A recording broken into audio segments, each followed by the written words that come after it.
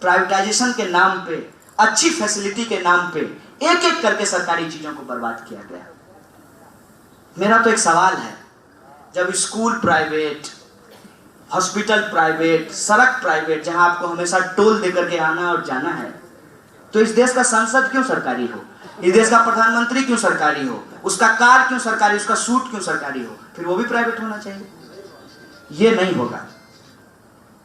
मंत्री जी सरकारी रहेंगे, लेकिन मंत्री जी जो नीति बनाएंगे वो प्राइवेट रहेगा, और उस प्राइवेटाइजेशन के अंदर एक बहुत बड़ा भ्रष्टाचार किया जाएगा, और उस भ्रष्टाचार का ठीकरा इस आम देश के लोगों के ऊपर फोड़ा जाएगा। आपको मालूम होना चाहिए कि इस देश के अंदर शिक्षा पे 2.5% जीडीपी का और हेल्थ पे 1% खर्च किया जाता है, और ये पूरा का पूरा जो हेल्थ इंश्योरेंस का बिजनेस है, पब्लिक के पैसे से प्राइवेट अस्पतालों को चलाया जा रहा है। और तर्क क्या देते हैं कि प्राइवेट संस्थान बेहतर होता है। एक सवाल है हमारा इस सरकार से कि किसी भी एक फील्ड में जो सरकारी संस्थान है वो प्राइवेट से कमजोर हो, उसका एक उदाहरण हमको ला करके दे दीजिए। कुछ पत्रकार मित्र बैठे हुए हैं, उनसे आग्रह करना चाहता हूं, आप ही सोचिएगा मन में कि इस देश का सबसे बेहतरीन पत्रकारिता संस्थान कौन है? Indian institute of mass communication सरकारी है। इस देश का सबसे बेहतरीन मेडिकल कॉलेज कौन है? All India institute of medical science, AIIMS है। इस देश की बेस्ट यूनिवर्सिटी कौन है? जवाहरलाल नेहरू यूनिवर्सिटी, जेएनयू सरकारी है। इस देश का बेस्ट इंजीनियरिंग कॉलेज कौन सा है? Indian institute of technology, IIT है। इस देश का बेस्ट साइंस इंस्टीट्यूट कौन है? इसरो है, इंडियन इंस्टीट्यूट ऑफ साइंस है। ये सब का सब सरकारी है। ये एक भ्रम हमारे दिमाग में पैदा किया गया, और ये क्यों पैदा किया गया? ये इसलिए पैदा किया गया है, और बाकायदा बीजेपी की मंत्री ने यह कहा कि सरकारी स्कूलों को बंद कर देना चाहिए क्योंकि वहां कन्हैया पैदा होते हैं। कन्हैया से इतनी दिक्कत क्यों है? रोहित वेमुला से इतनी दिक्कत क्यों है? नजीब से इतनी दिक्कत क्यों है? क्योंकि हमारे बाप का नाम धीरू भाई अंबानी नहीं है। और मैं इस बात का प्रिविलेज नहीं हूं कि मां के कोख में पहुंचते ही हमारे पास करोड़ों की प्रॉपर्टी आ जाती है। हम इस देश की मेहनत का आवाम हैं, जो इस देश को अपनी मेहनत से चलाते हैं, और जब हम चलाते हैं तो अपनी ही मेहनत से उन संस्थानों में पहुंचते हैं, और जब हम पहुंचते हैं तो इतिहास पढ़ते हैं। आपकी तरह इतिहास में फेल नहीं होते, और पढ़ते हैं फिर ये सवाल खड़ा करते हैं कि बिरसा मुंडा का इतिहास क्यों नहीं लिखा गया? क्यों भगत सिंह को आज भी यूपीएससी के पेपर में आतंकवादी कह दिया जाता है? क्यों आज भी इस देश के अंदर वो तमाम लोग जो गुमनामी के अंधेरे में हैं, उनका कोई इतिहास नहीं लिखा जा रहा है? क्यों इस देश की संस्कृति पे सही तरीके से सवाल नहीं खड़ा किया जाता है? क्यों इस देश की राजनीति अर्थव्यवस्था पे सही तरीके से संघर्ष नहीं किया जाता है? इस बात को जब हम समझते हैं तो उस पंक्ति को चरितार्थ करते हैं जिसमें यह कहा गया है, विश्वविद्यालयों के बाहर, कॉलेजों और स्कूलों के बाहर लिखा रहता है, शिक्षार्थ आइए, सेवार्थ जाइए।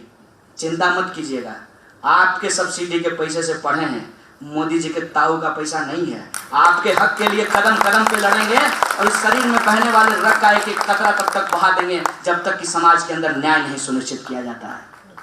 इसीलिए हमारी जो विरासत है ऑल इंडिया स्टूडेंट फेडरेशन की, हम तर्कपूर्ण तरीके से चीजों को समझना चाहते हैं, और समाज के अंदर जितने भी गैर बराबरी है, चाहे वो धर्म के आधार पे हो, चाहे वो संस्कृति के आधार पे हो, चाहे वो जाति और पहचान के आधार पे हो, या लिंग के आधार पे हो, अर्थव्यवस्था के आधार पे हो, या राजनीति के आधार पे हो, इन तमाम गैर बराबरी के खिलाफ लड़ने का हमारा कमिटमेंट है। और उसी कमिटमेंट से एनर्जी लेते हुए, आपके सहयोग और समर्थन को देखते हुए, आपको क्रांति बीज मानते हुए कि हमको सबके लिए शिक्षा चाहिए, सबके लिए काम चाहिए, सबके लिए आत्मसम्मान चाहिए, और इस देश के अंदर जो लूट मची है, हम पब्लिक सेक्टर को डिफेंड करना चाहते हैं। जो हमारा सेकुलरिज्म है, जो हमारी गंगा जमुनी तहजीब है, उसको हम डिफेंड करना चाहते हैं। और उसमें हम कहना चाहते हैं कि अल्लाह ने बनाया हो या राम ने, हमको धर्म बचाने की जरूरत नहीं है। धर्म के द्वारा बनाए गए उन इंसानों को बचाने की जरूरत है जो खेत में मर रहे हैं, बॉर्डर में मर रहे हैं, फैक्ट्रियों में मर रहे हैं, घरों और दफ्तरों में मर रहे हैं। उस इंसानियत को बचाने का बीड़ा हमने उठाया। इसीलिए हम कहते हैं कि आप हमको बांटना बंद कीजिए, देश का टुकड़ा करना बंद कीजिए। ये हम होने नहीं देंगे, क्योंकि हम उस लेगेसी से आते हैं जिसमें मुसलमानों का लिखा गीत हिंदुओं के मंदिरों में बजता है। इसीलिए उस लेगेसी को हम बार बार इन्वोक करना चाहते हैं, उसको बचाना चाहते हैं। और हमने तय किया है कि हर सूरत में हम सेकुलरिज्म को डिफेंड करेंगे, हर सूरत में हम अपनी भागीदारी मांगेंगे, क्योंकि हम कहते हैं कि हम मेहनत कर जग वालों से जब अपना हिस्सा मांगेंगे, एक खेत नहीं, एक बाग नहीं, हम सारी दुनिया मांगेंगे। हम सारी दुनिया में न्याय की स्थापना के लिए, भागीदारी के लिए हम कह रहे हैं कि प्राइवेट सेक्टर में भी रिप्रेजेंटेशन इंश्योर किया जाए।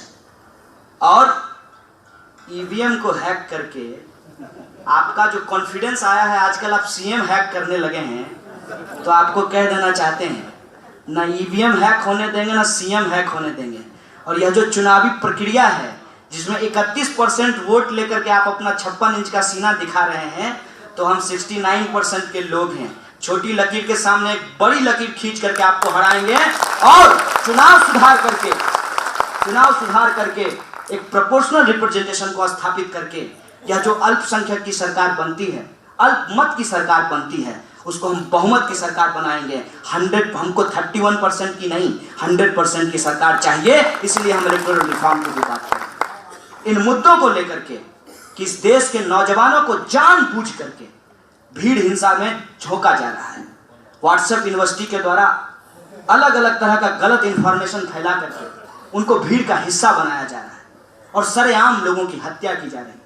उस हत्या को रोकने के लिए और युवकों का जो असली सवाल है, रोजगार का सवाल, हम कह रहे हैं कि हमने जितनी पढ़ाई की है, हमारी पढ़ाई की, हमारी योग्यता के हिसाब से हमको नौकरी दीजिए। अगर नौकरी नहीं दे सकते हैं तो बेरोजगारी भत्ता दीजिए, क्योंकि संसद में बैठ करके आप भी कोई काम करते नहीं है, चिल्लम चिल्ली करते हैं। तो आप जब भत्ता ले सकते हैं तो हम भी बेरोजगार होने के नाते इस देश में भत्ता के हकदार हैं। ये हमारा संवैधानिक अधिकार है। इसीलिए हम कह रहे हैं कि Bhagat Singh national employment guarantee act बनना चाहिए। तुम काला बादल फैलाओ या भगवा बादल फैलाओ, ये बादल हम छांट के रहेंगे। हिम्मत और हिमाकत को हमने देखा है, पूरे मुल्क में तुमको चुनौती देंगे। इस हंगामा खड़ा करना हमारा काम नहीं है, सिर्फ एंटी मोदी बात करना हमारा काम नहीं है। हमारे पास एक प्रॉपर एजेंडा है इस देश की मजलूम जनता के लिए, इस देश की बहुसंख्यक आबादी के लिए। और आपने संस्कृति के नाम पर, प्रतीकों के नाम पे जो उधम मचाया है, उसका पर्दाफाश करने के लिए। और याद रखिएगा कि जब हमने तय किया है, जब हमने कोशिश की है, तो हमारी जीत होगी। हम मानते हैं कि उसमें कठिनाई होगी, इसीलिए तो कहा गया है, वह पथ क्या पथिक कुशलता क्या, जिस पथ में विखरे सूल न हो, नाविक की धैर्य परीक्षा क्या, जब धाराएं प्रतिकूल न हो।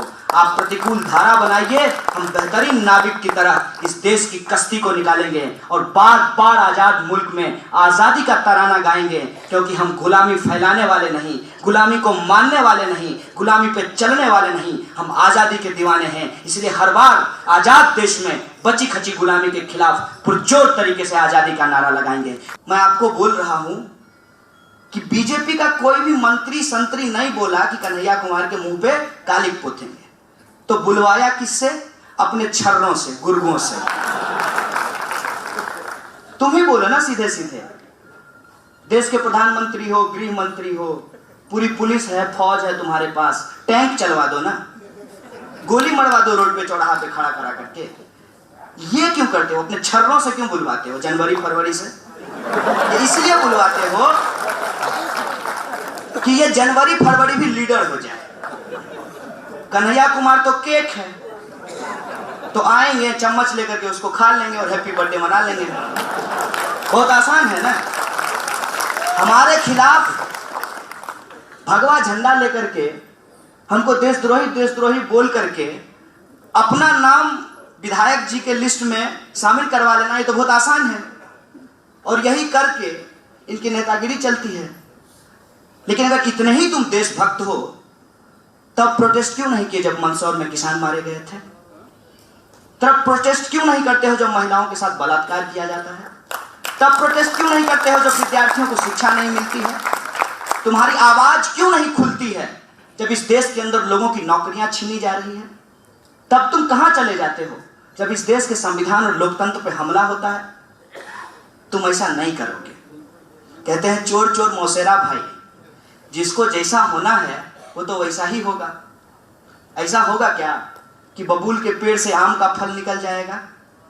तो जो कायर हैं, जासूस हैं, देश को बेचने का काम करते हैं, उनके साथ दिन रात रह करके उनके जैसे होने की तमन्ना रखने वाला, उससे उम्मीद नहीं की जा सकती है।